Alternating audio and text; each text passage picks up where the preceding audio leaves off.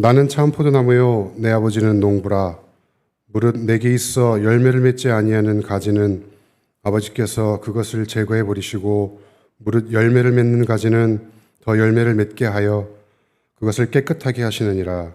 너희는 내가 일러준 말로 이미 깨끗하여졌으니 내 안에 거하라. 나도 너희 안에 거하리라.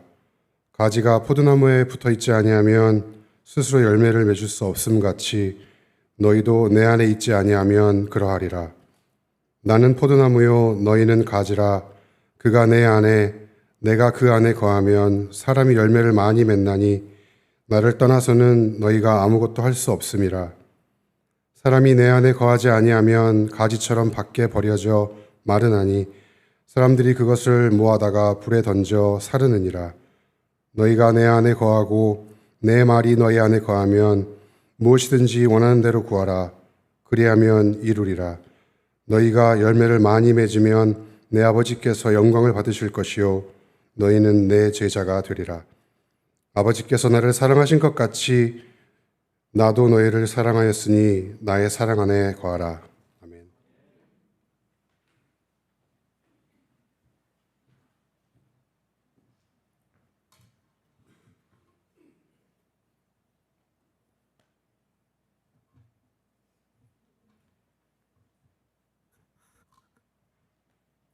오늘로써 저희가 예수님께서 자신에 대해서 7번 선포하신 말씀을 마치도록 합니다. 예수님께서 이제 요한복음을 통해서 본인에 대해서 본인이 행하신 것도 요한이 기록했지만 예수님께서 자신에 대해서 말씀하신 것도 이제 기록했는데, 예수님께서 자신에 대해서 선포하실 때마다 사용하신 단어, 바로 나는은 헬라어로 에고 아이미, 나는이라는 2번 반복되는 말이라고 제가 설명을 드렸었습니다. 이 나는이라는 이 선포는 잘못 말씀하신 것이 아니고, 아니면 나는을 강조하기 위해서 말씀하신 것도 아니고, 하나님이 나는 스스로 있는 자다라고 모세에게 본인의 이름을 밝혔을 때 그 장면을 헬라어로 번역할 때 사용됐던 똑같은 문장으로서 예수님도 나는이라고 선포하시면서 내가 곧 하나님이다라고 선포하는 그런 장면이었다라는 거예요. 이거는 신학자들이 그렇게 해석을 하는 것이 아니라 유대인들이 들었을 때 그렇게 들었다라는 것입니다. 예수님이 어디서 본인이 하나님이라고 말씀하시냐라고 많은 사람들이 묻습니다. 성경에 그렇게 기록된 것은 없지 않느냐? 바로 나는 하는 고백들을 보면 예수님은 하나님과 같다라는 것을 본인이 스스로 고백하는 것, 그것도 7번씩이나 고백하는 것을 알 수 있습니다. 마지막 7번째 선포를 오늘 살펴보겠는데, 오늘 말씀을 들으시면서 이 말씀을 1세기 유대인들의 관점에서 여러분들이 한번 들어보시도록 노력해 보시기 바랍니다. 물론 우리가 그렇게 완전히 완벽하게 1세기 유대인들처럼 이 말씀을 듣기는 어렵겠지만 그래도 그렇게 한번 노력을 해주시면 여러분들이 듣는데 많은 도움이 될 것입니다. 우리가 1세기 유대인이 되어서 예수님께서 자신에 대해 말씀하신 이 I am, 나는, 에고 아임이라는 선포들이 얼마나 쇼킹하고 정말 입에 담았다가 엄청 큰 일을 당할 만한 말인가를 우리가 생각해 볼 필요가 있습니다. 예수님은 지금 자신이 예수님은 본인 스스로가 유대인들이 가장 경외하는 하나님이라고 본인이 말씀하고 있다라는 것입니다. 나는 하나님이다. 여러분, C.S. 루이스가 이렇게 얘기했습니다. 예수님이 Lord, 주님이 아니라고 하면 그는 liar, 사기꾼이고 그는 lunatic, 망상증 환자이다. 여러분 생각해 보십시오. 예수님이 주님이 아니라면 공식이 어떻게 나오냐면 그가 주님이 아니면 그는 큰 사기꾼일 수밖에 없어요. 그는 거짓말장일 수밖에 없다라는 것입니다. 자, 그럼 여러분에게 묻겠습니다. 여러분, 제가 질문할 때 여러분 자신에게 이 질문을 던지시면서 조금 심각하게, 진심되게 여러분이 본인들에게 스스로 질문하고 답을 한번 찾아보시기 바랍니다. 여러분에게 예수님은 누구입니까?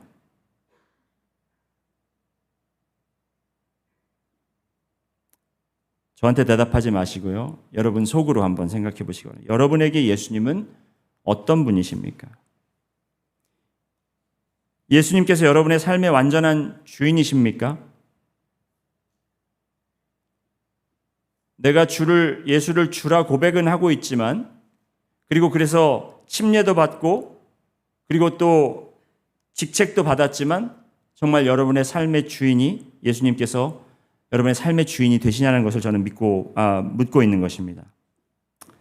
만일 여러분이 예수님이 주님이신 거는 알겠는데 아직까지 제가 완전히 복종하기는 제 믿음이 부족합니다 라고 이야기하시는 분들이 있을 겁니다.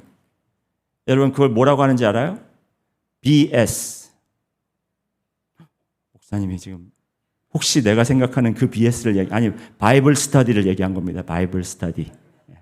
성경 공부가 여러분 더 필요하다라고 말씀드린 겁니다.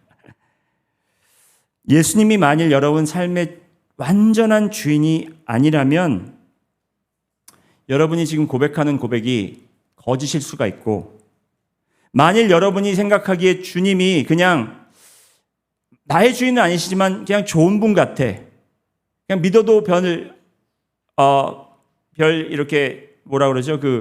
harm이 없는, 상처가 안 되는 그런 분인 것 같아라고 고백하신다면 여러분은 지금 역사상 가장 흉악한 사기꾼에게 속고 있는 것입니다. 예수님이 여러분의 주인이 아니라면, 여러분 C.S. 루이스가 말한 것처럼 예수님은 사기꾼이고 거짓말쟁이라는 거예요. 오늘 이 질문을 여러분들이 계속 제가 말씀을 전할 때 계속 여러분 자신의 마음속에, 그리고 여러분 뇌 속에 여러분이 계속해서 물어보면서 내가 정말 예수님을 주인으로 내가 삼고 있는가? 아니면 내가 나의 삶의 주인이 되어서 예수님을 종처럼 부리고 있는가? 여러분 오늘 그것의 답을 찾아가시기 바랍니다. 예수님께서 7번째 마지막으로 선포하신 I am 선포의 내용을 오늘 한번 살펴볼 텐데요. 예수님께서 어떤 말씀하셨는지 한번 보시겠습니다. 나는 참 포도나무요 라고 이야기하셨습니다. 나는 참 포도나무요. 예수님이 포도나무라고 하는 표현으로 듣는 자들에게 전하고자 하신 말씀의 핵심은 무엇이었겠습니까? 포도나무 그리고 가지. 예수님은 본인은 포도나무라고 하시고 우리들은 가지라고 말씀하셨는데 그 나무와 가지의 관계는 어떻게 됩니까? 가지가 나무에 붙어 있으면 어떻게 돼요? 살아서 열매를 맺고 붙어 있지 않으면 어떻게 됩니까? 떨어져 나가서 죽어버리는 것입니다. 그것이 예수님과의 우리의 관계를 말씀하신 거예요. 다시 말씀드리면 예수님이 우리의 포도나무시라면 우리가 예수님께 붙어 있지 않으면 우리는 죽은 것이고 예수님께 붙어 있으면 우리는 살 수 있다라는 것입니다. 요한복음에 쓰여진 목적이 바로 예수 그리스도를 하나님의 아들이고 메시아로 알아 그 이름으로 말미암아 우리가 생명을 얻는 것이에요. 그러니까 예수님의 지금 이 고백과 이 선포가 여러분의 생명과 여러분의 목숨을 지금 주관하고 있다는 것입니다. 이거는 생사가 달려있는 말이라는 거예요, 여러분. 붙어 있으면 살고 떨어지면 죽는다. 그렇다면 여러분은 포도나무에 붙어 있는 가지입니까? 여러분 옆에 분에게 한번 이렇게 물어봐 주시기 바랍니다. 당신은 붙어 있습니까? 한번 여쭤봐 주세요.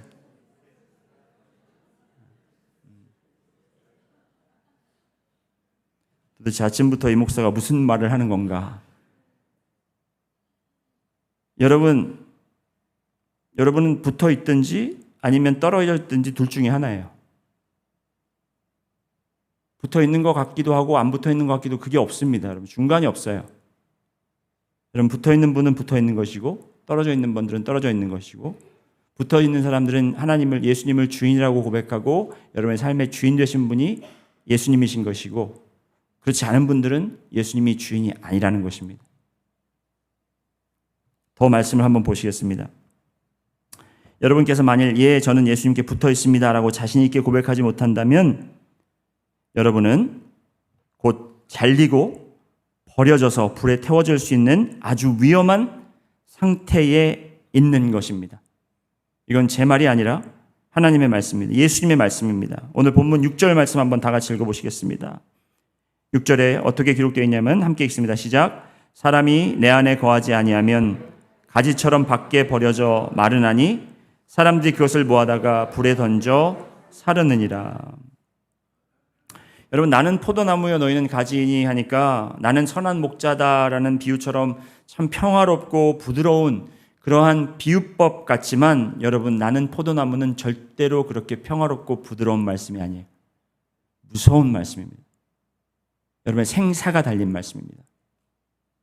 여러분의 상태를 이야기하고 있는 것입니다. 여러분이 지금 매달려 있거나 매달려 있지 않거나, 여러분은 죽음의 길을 가고 있거나 아니면 생명의 길을 가고 있거나, 둘 중에 하나를 지금 이야기하고 있다는 것입니다.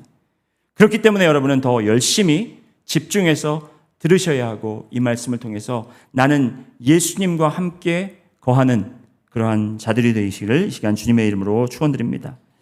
1절 말씀 한번 보시겠습니다. 1절에 나는 참 포도나무여 내 아버지는 농부라 라고 이야기했는데, 아까도 말씀했지만 여러분이 1세기에 살고 있는 유대인들이고, 만약 이 말씀을 그 유대인의 입장에서 들으셨다면 예수님께서 나는 참 포도나무여 내 아버지는 농부라라고 표현했을 때 이 말이 전혀 새롭지도 않고 전혀 이상하지도 않고, 오히려 이 말씀을 들으면서 떠오르는 성경 구절들이 있었을 것입니다. 이 말씀을 하신 것이 구약에 나오는 말씀을 인용한 것이라는 것을 알 수 있었을 것입니다. 나는 참 포도나무요라는 단어를 사용했는데, 참이라는 형용사를 사용합니다. 그냥 포도나무가 아니라 참된 포도나무. 그렇다면 거짓 포도나무도 있다는 말일까요?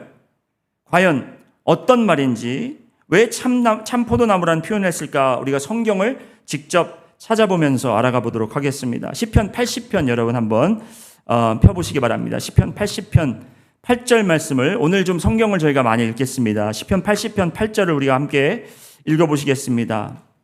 시편 80편 8절 말씀입니다.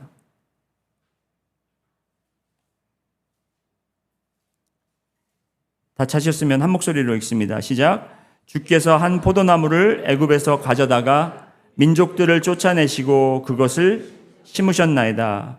여기서 주께서 한 포도나무를 애굽에서 가져나가 민족들을 쫓아내시고 그것을 심으셨다라고 이렇게 시편 기자가 표현하고 있는데, 이 포도나무는 누굴까요?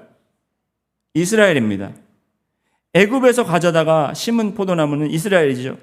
그리고 민족들을 쫓아내고 그것을 심으셨는데 어디에 심었다라는 것입니까? 약속의 땅 가나안에 심으셨다라는 얘기죠. 그러니까 애굽에서 출애굽 시키셔서 이제 약속하신 땅으로 이제 그들을 이끌어 오신 그것을 이야기합니다. 그렇다면 포도나무는 이스라엘을 상징합니다. 자, 아까 얘기했죠. 예수님께서 나는 참 포도나무라고 했는데, 지금 여기 시편에는 포도나무는 이스라엘을 상징하고 있고요. 그리고 또 9절부터, 시편 80편 9절부터 또 계속해서 읽겠습니다. 14절까지입니다. 함께 읽습니다. 시작. 주께서 그 앞서 가꾸셨으므로 그 뿌리가 깊이 박혀서 땅에 가득하며 그 그늘이 산들을 가리고 그 가지는 하나님의 백향목 같으며 그 가지가 바닥까지 뻗고 넝쿨이 강까지 미쳤거늘. 그러면서 12절에 이제 이제 하나님께서 그 포도나무를 가져다가 뿌리를 깊게 박게 하시고 이제 그것이 자라게 하신 그 장면을 이야기하시면서 이제 12절에는 터닝 포인트가 있습니다. 12절부터 또 읽습니다. 14절까지 시작. 주께서 어찌하여 그 담을 허시사 길을 지나가는 모든 이들이 그것을 따게 하셨나이까? 숲속의 멧돼지들이 상해하며 들짐승들이 먹나이다. 만군의 하나님이여 구하옵나니 돌아보소서. 하늘에서 굽어보시고 이 포도나무를 돌보소서. 지금 이 시편이 쓰여진 그 상황이 바로 북이스라엘이 앗수르의 점령을 받고 앗수르에게 멸망을 당해 그들이 포로로 잡혀간 그 이후의 장면을 담고 있습니다. 아삽이라는 사람이 이제 정말 나라를 잃고 하나님께서 이렇게 정말 그들에게 저주하셨다라는 그런 생각을 가지고 애통해하면서 하나님께 다시 이스라엘을 회복해달라는 정말 탄환하는 심령으로 이 시편을 썼다라는 것입니다. 그렇다면 우리가 또 하나 질문이 있어야 되는데, 그 질문은 뭐냐면, 그렇다면 왜 이스라엘, 곧 이 포도나무, 하나님께서 애굽에서 옮겨 심은 이 포도나무가 침범을 당하고 상하게 되었는지, 왜 그들이 멸망하게 되었는지, 왜 그들이 그 나라를 빼앗기게 되었는지 그 이유를 또 다른 성경 구절에서 우리가 찾아볼 수 있겠습니다. 다 같이 이사야서 5장 한번 펴보시겠습니다. 이사야서 5장 1절부터 7절까지를 우리가 함께 읽겠습니다. 이사야서 5장 1절부터 좀 천천히 여러분이 뜻을 되새겨가면서 우리가 이해하면서 그렇게 읽도록 하겠습니다. 이사야서 5장 1절 시작. 나는 내가 사랑하는 자를 위하여 노래하되 내가 사랑하는 자의 포도원을 노래하리라. 내가 사랑하는 자에게 포도원이 있으며 심히 기름진 사내로다. 땅을 파서 돌을 제하고 극상품 포도나무를 심었도다. 그 중에 망대를 세웠고 또 그 안에 들포도를 맺었도다. 내가 내 포도원을 위하여 행한 것 외에 무엇을 더할 것이 있으랴. 내가 좋은 포도 맺기를 기다렸거늘 들포도를 맺음은 어찌 됨인고. 5절 이제 내가 내 포도원에 어떻게 행할지를 너에게 이르리라. 내가 그 울타리를 걷어먹힘을 당하게 하며 그 담을 헐어 짓밟히게 할 것이요 내가 그것을 황폐하게 하리니 다시는 가지를 자름이나 북을 돋우지 못하여 찔레와 가시가 날 것이며 내가 또 구름에게 명하여 그 위에 비를 내리지 못하게 하리라 하셨으니 무릇 만군의 여호와의 포도원은 이스라엘 족속이요 그가 기뻐하시는 나무는 유다 사람이라. 그들에게 정의를 바라셨더니 도리어 포악이요 그들에게 공의를 바라셨더니 도리어 부르짖음이었도다. 여러분 이제 이게 make sense 하시죠? 왜 포도나무가 하나님께서 애굽에서 옮겨 심은 포도나무가 왜 그렇게 짓밟힘을 당했는지, 왜 담을 허무시고 그렇게 멧돼지들과 적들이 와서 그걸 짓밟게 하고 열매를 따먹게 하고 그런 심판을 받게 하셨는지, 여러분 이미 그 일이 있기 전에 하나님께서는 그것을 경고하셨습니다. 경고하셨습니다. 그 이유가 뭐예요, 여러분? 하나님께서는 그 포도나무를 심으실 때 좋은 포도나무를 좋은 밭에 그리고 그 환경을 좋게 다 선한 열매를 맺을 수 있도록 만들어 주셨는데도 불구하고 그 열매는 무엇이었습니까? 들포도였다라는 겁니다. 먹지 못하는 포도였다라는 거예요. 좋은 포도와 환경과 모든 것을, 좋은 비료와 모든 것을 이렇게 주셨는데도 불구하고 그들이 먹지 못하는 그런 들포도의 열매를 내었기 때문에 5절부터 보면 이제 내가 포도원에게 어떻게 행할지를 너에게 이르리라 하면서 그 울타리를 걷어먹힘을 당하게 하고 담을 헐어 짓밟히게 한다고 이렇게 하나님께서 말씀하셨다는 것입니다. 다시 말하면 포도나무가 짓밟힌 이유는 포도나무를 심으셨을 때 좋은 포도 열매를 맺으라고 심으셨는데 포도나무에 들포도가 열렸다라는 거, 먹을 수 없었다라는 것입니다. 여러분 예수님께서 길을 가시다가 제자들과 무성한 가지가 무성한 무화과 나무를 보고 이제 거기에서 열매를 따먹으러 가셨는데 열매가 하나도 없었습니다. 그래서 그 나무를 저주하고 제자들이 다시 돌아와서 보니까 그 나무가 이제 다 시들어버린 그 장면 기억하시죠? 여러분 그 장면을 제가 읽을 때마다, 그 사건을 읽을 때마다 예수님 좀 너무하시네, 심하시네. 혹시 예수님이 정말 이 좀 다혈질이 아니신가? 그죠? 왜 가다가 멀쩡한 나무를 그렇게 저주를 하셔서 그렇게 잎이 다 마르게 하셨을까? 그 열매를 내는 철도 아니라고 했는데, 여러분 이 말은, 예수님이 이렇게 하신 행동은 무엇이냐면 그 열매와, 우리가 맺는 열매와 그리고 하나님의 심판과 아주 가까운 관계가 있다라는 것입니다. 여러분이 심판을 받으실 때, 하나님께서 여러분을 심판하실 때 여러분이 얼마나 교회 열심히 나왔고 여러분이 얼마나 직분을 잘 받아서 그걸 이제 잘 지키고 그걸 행한 것을 보는 것이 아니라 여러분의 열매를 본다라는 것입니다. 여러분의 삶의 열매를 본다라는 것이에요. 여러분이 가지가 무성하고 풀이 무성한 그러한 나무들일 수가 있습니다. 하지만 그 안에 열매가 없다면 여러분은 저주를 받으실 것이고 심판을 받으실 것이고, 오늘 말씀 요한복음 15장의 말씀처럼 그 가지들은 잘라내어 땅에 버려지게 되고 그 땅에 버려진 가지들은 불에 태워지는 그러한 결과를 우리는 초래할 수밖에 없다라는 것입니다. 예수님께서는 나는 내가 참 포도나무요라고 말씀하신 것은 내가 참 이스라엘이다라고 이야기하시는 거예요. 이 상황이 도대체 왜 예수님께서 내가 이스라엘이라고 이야기하시는 이유는 무엇일까요? 하나님께서, 이스라엘은 하나님께서 심으신 포도나무라고 생각을 했는데 하나님 없이는, 하나님의 도우심 없이는 이스라엘 백성들, 하나님께 의지하지 않고는 열매를 맺을 수 없는 것이 그들의 상황이었습니다. 그렇기 때문에 참 포도나무 되시는 예수 그리스도에 붙어있는 그 가지들이 바로 우리의 모습이라는 것을 지금 보여주고 있는 겁니다. 예수님께서 내가 시편에서 아삽이 그렇게 간구했던 포도원을 회복시킬 수 있는 열쇠를 가진 자고 바로 내가 그 참 포도나무다라고 지금 예수님은 선포하고 있는 것이라는 것입니다. 시편 80편 다시 한번 돌아가셔서 17절부터 19절 말씀 한번 다시 보시겠습니다.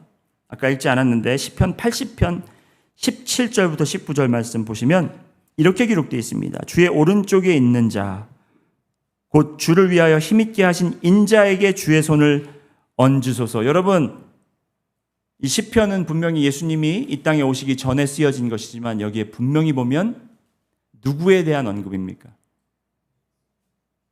주의 오른쪽에 있는 자, 여기서 말하는 그 인자는 누구입니까? 바로 예수 그리스도라는 것입니다. 주의 손을 얹으소서. 18절 그리하시면 우리가 주에게서 물러가지 아니하오리니 우리를 소생하게 하소서. 우리가 주의 이름을 부르리이다.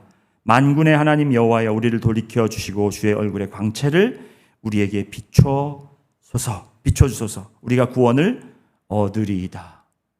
오직 예수님만이 그 정말 무너진 그리고 짓밟힌 그 포도나무를 다시 소생시키시고 이스라엘을 구원하고 그 나무에 붙여지는 그 가지처럼 다시 열매를 맺고 소생할 수 있는 오직 구원의 방법은 예수 그리스도밖에 없다라는 것을 지금 말씀하고 계시는 것입니다. 2절 말씀 보시겠습니다. 2절 말씀에는 무릇 내게 붙어 있어 열매를 맺지 아니하는 가지는 아버지께서 그것을 제거해 버리시고 무릇 열매를 맺는 가지는 더 열매를 맺게 하려 하여 그것을 깨끗하게 하시느니라. 여러분, 가지에는 두 종류가 있습니다. 어떤 종류가 있죠? 하나는 열매를 맺지 않는 가지가 있고 또 다른 하나는 열매를 맺는 가지입니다. 아까는 붙어있는 가지와 떨어져 있는 가지를 얘기했는데 왜 이렇게 얘기하십니까? 라고 할 수 있지만 여러분, 지금은 어떤 사람들에게 이야기를 하고 있는 것인가? 하나님을 경외한다고 하고 하나님을 의지한다고 하는 그러한 하나님의 백성들에게 전하고 있는 말이에요. 모양은 붙어 있는 것 같으나, 경건의 모양은 있으나 열매를 맺지 않는 자는 붙어 있는 게 아니다. 여러분, 하나님이 모르실 것 같죠? 여러분이 잘 붙어 있는지 안 붙어 있는지. 여러분이 몰래 붙었다가 떨어졌다 붙었다 떨어졌다 하는 거 하나님 모르실 것 같죠? 하나님은 다 알고 계십니다. 그래서 심판날에 여러분이 정말 붙어 있는지 안 붙어 있는지를 확인하시면서 그 심판을 하실 텐데 무엇을 보고 심판을 하실 것인가? 바로 열매를 보고 심판하실 거라고 오늘 말씀을 통해 우리는 배웁니다. 열매를 맺지 않는 가지는 어떻게 된다고 합니까? 잘라내어 제거해 버린다고 하십니다. 열매를 맺는 가지는 어떻게 된다고 하십니까? 오늘 말씀에 어떻게 된다고 했죠? 그것을 2절 한번 보세요. 지금 조금 아까 읽었잖아요. 열매를 맺는 가지는 더 열매를 맺게 하려 하여 그것을 어떻게 한다? 안 보이나요? 이게? 깨끗하게 하시느니라. 아니, 여러분 지금 막 내가 붙어있나 안 붙어있나 지금 걱정돼가지고 지금 아무것도 눈에 안 보이시나요? 그럼 다행이고요. 정말 우리가 이 말씀을 듣고 마음에 위태함을 지금 느껴야 되고요. 심각함을 좀 느껴야 됩니다. 내가 진짜 열매 맺는 삶을 살지 않고 있다면 하나님 오실 때 우리는 잘리거나 아니면 더 열매를 맺게 하기 위해서 깨끗게 하신다라는 건데, 깨끗게 한다라는 표현은 곧 가지치기를 하신다라는 말씀이죠. 프루닝, 그렇죠? 더 많은 열매를 맺으라고 그렇게 가지치기를 하신다라는 것입니다. 이건 심판의 말씀인 거예요. 우리가 심판하실 때 하나님의 심판하시는 방법은 착하고 충성된 자들에게는 하나님께서 어떻게 하신다? 더 책임을 맡기시고 더 청지기의 사역을 더 감당할 수 있도록 해주신다라는 것입니다. 그런데 그렇게 선하고 순종하지 못하는 종들에게는 어떻게 하십니까? 가지고 있는 것까지 빼앗아 가신다라는 거예요. 25장 달란트의 비유를 보시면 여러분들이 잘 아시겠지만 그 악한 한 달란트 받은 종의 그 한 달란트를 빼앗아 가지고 누구에게 줬습니까? 5달란트 받은 종에게 주셨다라는 겁니다. 이 말씀은 무엇이냐면 여러분, 내가 아무리 열매를 맺으려고 노력해서 우리가 맺을 수 있는 그런 상황이 아니고, 오늘 4절 말씀에도 보면 아시겠지만 포도나무에 붙어 있지 아니하면 스스로 열매를 맺을 수 없음같이, 여러분, 우리는 열심히 주님 믿어라, 우리가 신앙생활 열심히 하자 그러면 우리는 열매를 우리가 막 이렇게 짜내려고 합니다. 우리가 열매를 만들어내려고 합니다. 내가 어떻게 해서라도 성경 공부 더 열심히 하고, 아니면 뭐 내가 이게 신앙생활 더 열심히 하고, 내가 헌금을 더 내고, 뭐 이렇게 해서 내가 그 열매를 만들어내려고 하는데, 오늘 말씀에서 요점은 무엇이냐? 네가 붙어 있으면, 네가 예수님께 붙어 있는 것에 노력하면 그 결과로 열매는 자연스럽게 맺힌다라는 거예요. 우리는 반대로 행동할 때가 많습니다. 내가 막 더 열매를 막 이렇게 열매 있는 삶을 살아야 주님께 더 가까워지고, 그래서 우리가 주님께 가까이 가는 것, 주님과 함께 거하는 것, 그것에 신경 쓰지 않고 우리는 자꾸 일하려고 하고 뭔가 더 하려고 하고, 그렇죠? 그것이 아니라 너희가 붙어 있으라. 그것이 명령어잖아요, 그렇죠? 붙어 있어라. 그러면 열매는 자연스럽게 맺혀지는 것이고, 너희가 열매를 맺게 되면 내가 가지치기를 하면서 더 많은 열매를 맺게 내가 도와주겠다. 누가? 농부는 누구입니까? 나는 참포도나무요, 나의 아버지는 농부이니. 하나님께서 그렇게 하신다라는 거예요. 잘 붙어 있기만 하면 열매는 그 결과적으로 자연적으로 맺히는 것입니다. 어떤 가지들은 겉보기에 잘 붙어 있는 것처럼 보이지만 결국에 열매를 맺지 못하는 것을 보고 그 가지가 잘 붙어 있는 가지인가, 잘 붙어 있지 않은 가지인가, 그것을 알 수 있다는 것입니다. 그러면 농부가 그 가지의 열매를 보면서 그것을 알아차려서 열매 맺지 못하는 가지는 아예 잘라내 버린다는 아주 두려운 심판의 말씀을 지금 요한복음 15장을 통해서 하고 계신다는 것입니다. 여기 다 믿으시니까 우리 교회 나왔죠, 여러분? 여기 계시죠? 믿는다고 하는 사람들은 많이 있습니다. 그들이 예배에도 참석하고 성경 공부 열심히 나오고 교회에서 봉사도 하고 전도 활동도 나가고, 하지만 그들이 온전히 주님께 붙어 있지 않고 주님 안에 거하지 않으면 그들의 삶 속에 열매가 없고, 그 열매가 없으면 그 심판날에 잘라냄을 당할 수밖에 없다라는 것입니다. 오늘 말씀을 보면 내 안에 거하라, 내 안에 거하라, 내가 너 안에 거하겠다 라면서 거하라라는 말이 여러 번 반복됩니다. 주님 안에 거하는 것이 어떤 모습입니까, 여러분? 아마 많은 분들이 나도 거하고 싶은데 그게 어떻게 하는 건지 잘 몰라서 잘 모르겠습니다. 여러분, 제 설교 스타일 아시잖아요. 저는 이렇게 그냥 교회에서 자주 쓰는 말들, 저는 그 말씀 들으면은 예전에는 그냥 저도 아멘하고 받아들였는데 항상 저도 제 자신에게 물어봐요. 그게 무슨 말이지? 오늘 설교 은혜로웠습니다. 그럼 전 꼭 물어봐요. 뭐가 은혜스러웠는데요? 주님의 축복이 당신 형제님께 함께, 축복이 뭔데요? 주님 안에 거하십시오. 그럼 아멘, 거하겠습니다. 어떻게 하는 게 거하는 건데요, 여러분? 우리가 하고 싶어도 하지 못하는 이유가 그 모습을 정확하게 모르기 때문에 그래요. 아까도 말씀드렸지만 여러분 초점이 열매가 아니에요. 이 말씀을 잘못 오해하지 마십시오. 열매가 중요합니다. 그렇지만 초점이 열매가 아니에요. 초점은 붙어 있는 데 있는 겁니다. 열매는 가지가 나무에 잘 붙어 있을 때 자연적으로 결과적으로 나타나는 현상이 바로 열매인 겁니다. 그래서 싱클레어 퍼거슨 목사님이 이렇게 abiding이라는 단어, 거한다라는 단어를 이렇게 정리하셨습니다. Abiding in Christ means allowing His Word to fill our minds, direct our wills, and transform our affections. Abiding in Christ means allowing His Word to fill our minds, direct our wills, and transform our affections. 그리스도 안에 거한다라는 것은 그분의 말씀이 우리의 마음을 채우고 우리의 의지를 이끌고 그리고 우리의 애정을 변화시키도록 허용하는 것을 의미한다는 것입니다. 여기서 주어가 뭐예요, 여러분? 주어가 그리스도 안에 거한다는 것은 이 될 수가 있지만 여기 그게 뭐예요? 그 답에서 그분의 뭐가? 말씀이 더 크게 말씀하시죠. 그분의 뭐가요?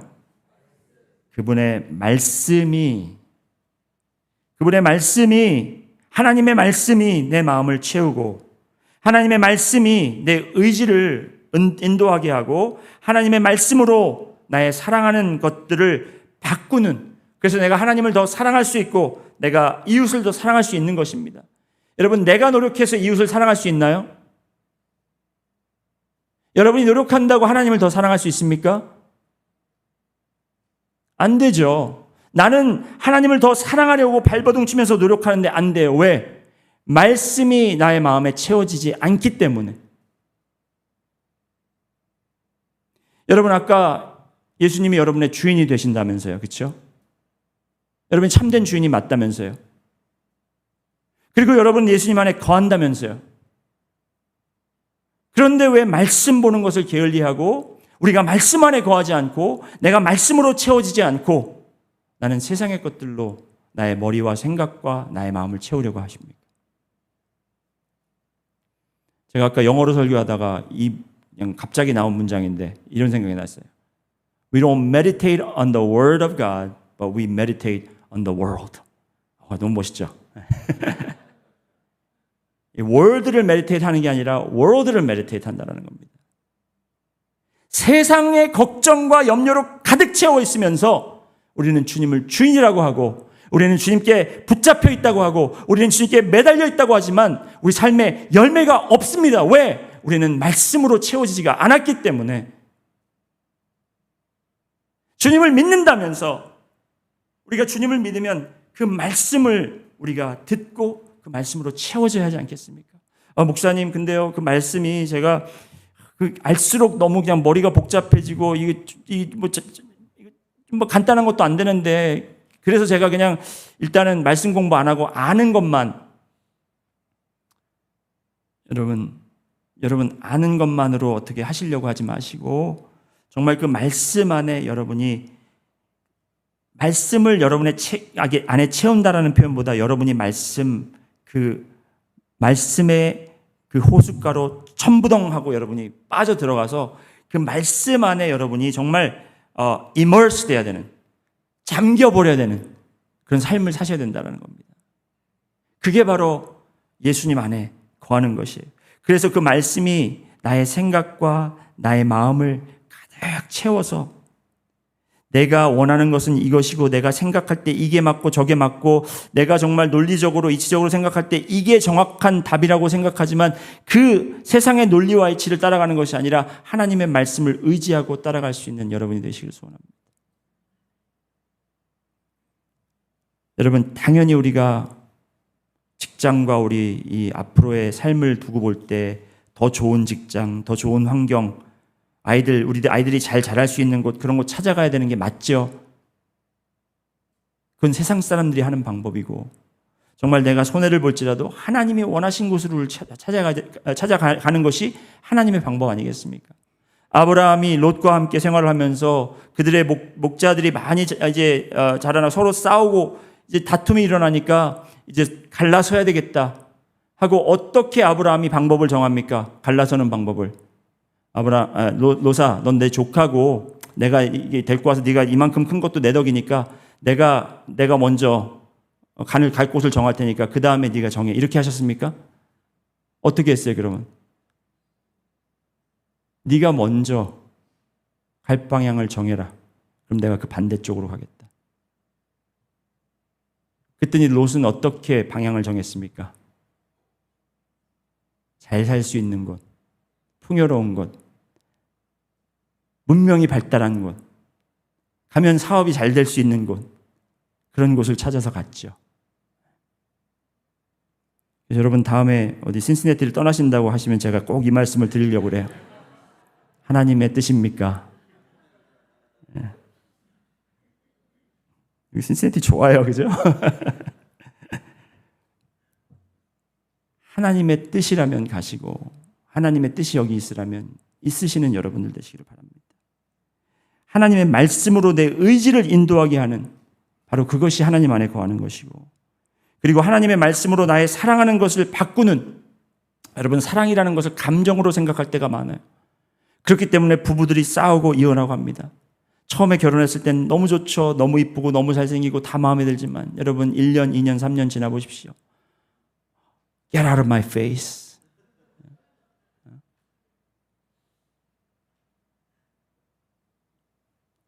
사랑은, 그래서 제가 늘 그 premarital counseling, 결혼 전에 제가 카운슬링 할 때 이 말을 꼭 해줘요. 사랑은 commitment다.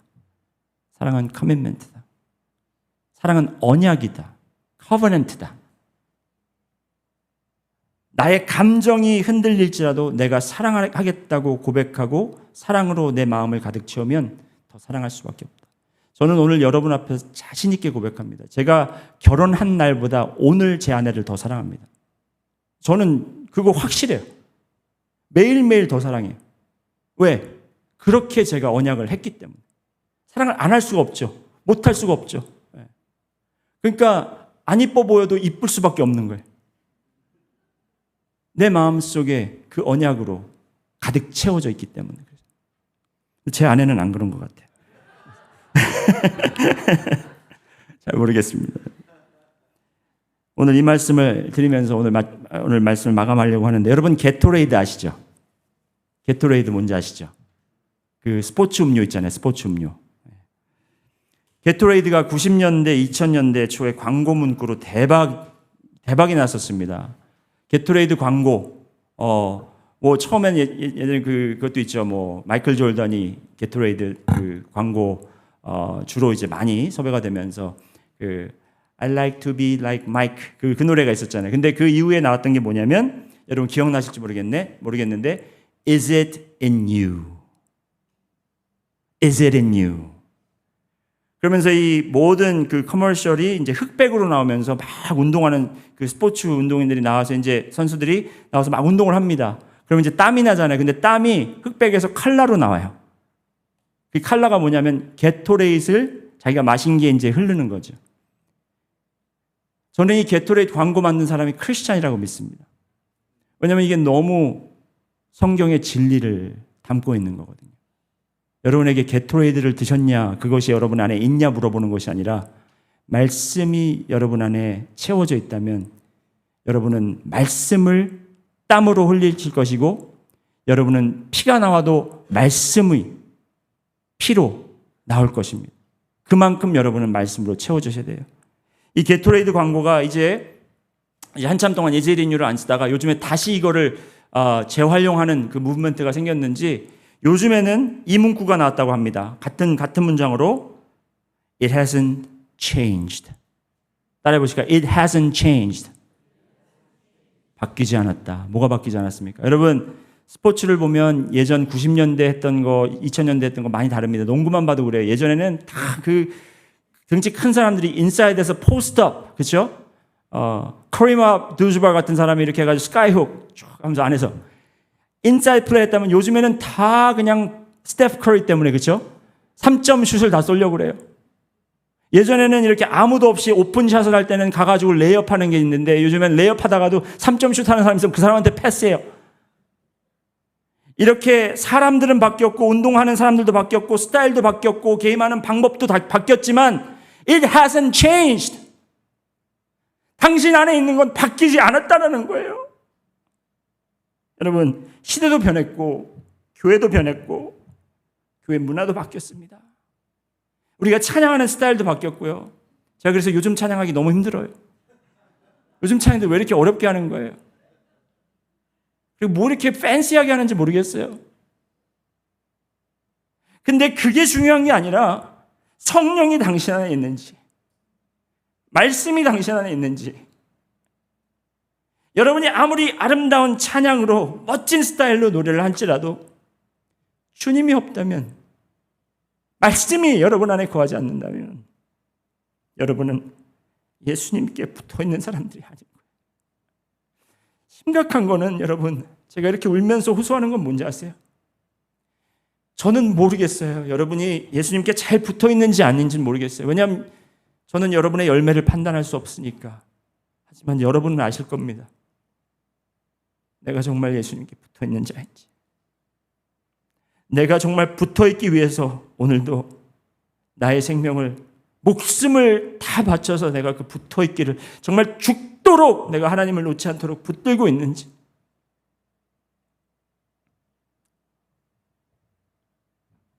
제가 오늘 말씀을 마치면서 여러분께 도전 하나 드리고 마치겠습니다. 이 도전의 제목은 P&A입니다. 따라해보시죠. P&A. PNG가 아니고 P&A. P&A, 이게 뭘 의미하냐면, P는 pruning. pruning이 뭐예요? 잘라내는 거, 가지치는 거. N은 그냥 end, PNG 할 때도 마찬가지죠. Procter & Gamble 할 때 N. pruning and A는 뭐예요? abiding. 그래서 우리가 잘라내고 붙고, 잘라내고 붙고 하는 도전을 드릴 텐데, 여러분이 열매 맺는 삶을 살기 위해서 여러분 분명히 잘라내야 되는 게 있습니다. 가지쳐야 되는 게 있어요. 여러분이 열매를 맺어야 되는데 그걸 못 맺게 하는 그러한 여러분을 방해하는 요소들이 있다라는 것입니다. 그 방해하는 요소가 저는 뭔지 모르겠습니다. 그 여러분이 즐겨하는 취미 생활일 수도 있고요. 아니면 그것이 여러분의 관계일 수도 있고요. 아니면 여러분이 정말 쓸데없이 시간 낭비하는 그런 일들일 수도 있습니다.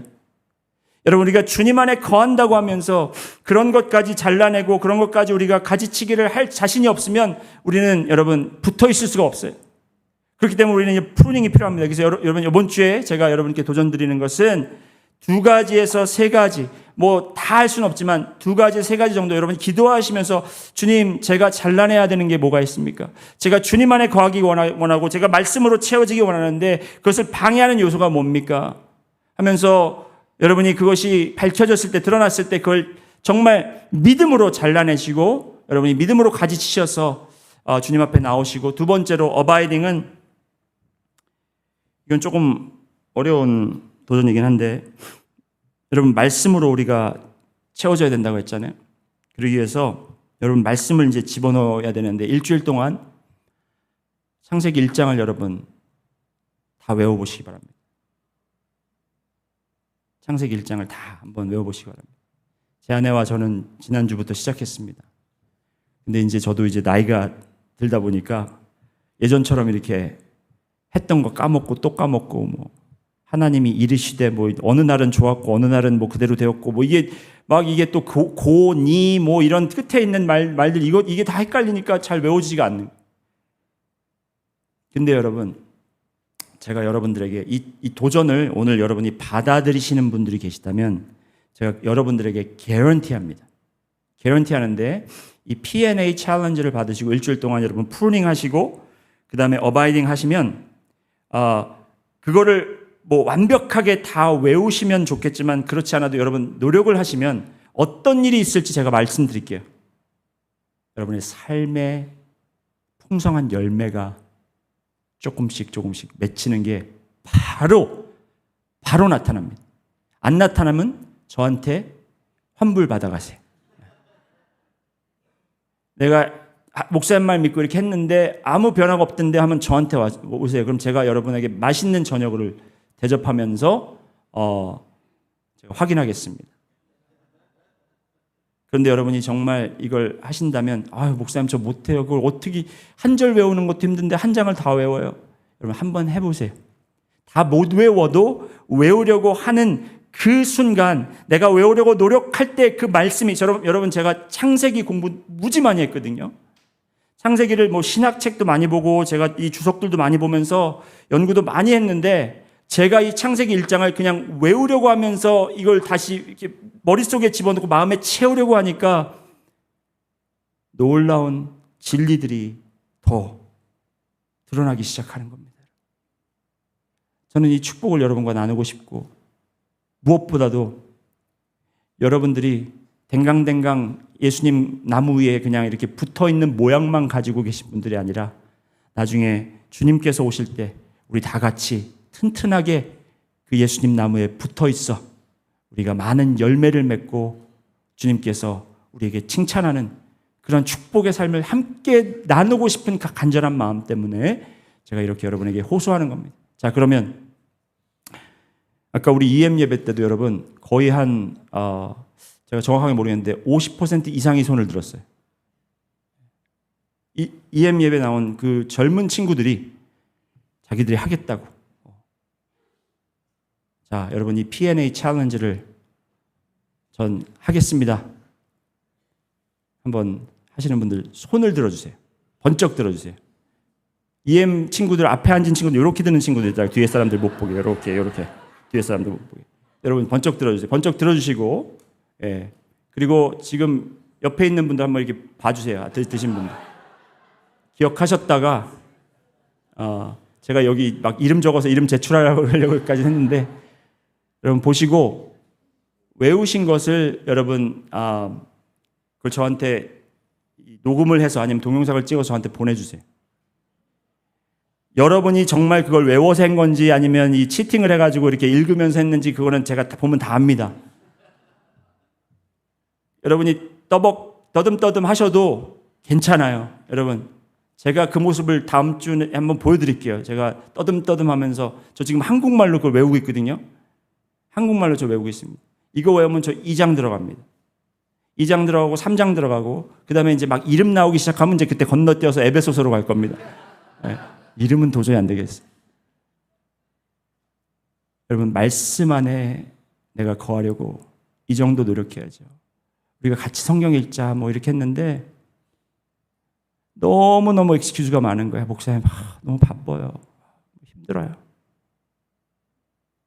그럼 바쁜 건 괜찮은데 여러분 죽으면 안 되잖아요. 여러분 심판 오실 때 여러분 잘려져 나가면 안 되잖아요. 그렇죠? 주님께 붙어 있으세요. 오늘도 목숨 걸고 여러분 주님께 붙어 계세요. 목에 칼이 들어와도 여러분 붙어 계세요. 여러분이 붙어 계시면 열매는 분명히 맺힙니다. 그건 저의 약속이 아니라 예수님의 약속이에요. 생명 되신 우리 주 예수 그리스도께서 여러분이 붙어만 있는다면 열매를 맺게 하시고 더 풍성한 열매를 맺게 하실 줄 믿습니다. 다 같이 기도하시겠습니다. 주님 감사합니다. 어떻게 보면 너무나 어려운 것도 아닌데 저희에게 정말 어디 가서 박사학위를 따오라고 그러는 것도 아니고 저희 가서 무슨 무거운 짐을 들고 오라고 그러는 것도 아닌데 그냥 붙어만 있으라고 한 것인데 저희가 그걸 못하고 바쁘다는 핑계로 또 이 핑계 저 핑계로 우리가 붙어있기를 포기하고 주님과 떨어져 살고 있습니다.